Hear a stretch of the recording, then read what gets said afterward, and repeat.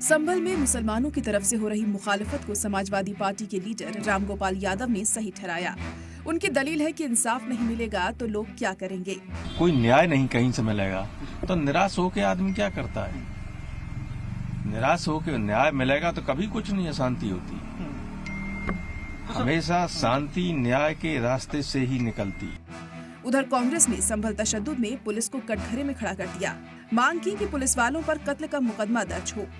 उधर यही मांग गिरिराज सिंह ने एसपी लीडर के लिए कर दी है। पहले तो पुलिस वालों के ऊपर मुकदमा हत्या का दर्ज होना चाहिए। जिन लोगों ने हत्या की है उनका क्या हुआ? आप क्यों उसको दबाना चाह रहे हो? क्यों इधर उधर की बात कर रहे हो कि इसने गोली चला दी, उसने? अगर कोई जिम्मेदार है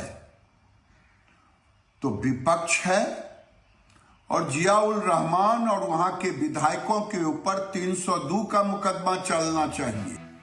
उधर कॉन्स्टिट्यूशन डे के मौके पर दो अलग अलग जगहों पर सीएम योगी आदित्यनाथ और अखिलेश यादव ने एक दूसरे पर इल्जामात के तीर छोड़े कि जिन लोगों ने भारत के संविधान का गला घोटने का काम किया था, जनता ने उनको भी सबक सिखाने में कोई कोताही नहीं बरती। संविधान के प्रति हमारा पूरा सम्मान है, और उस समय उत्सव मनाना जब संभल में जिस तरह का काम सरकार ने किया है, जाने चली गई हैं, गम के साए में कैसे उत्सव मनाया जा सकता है।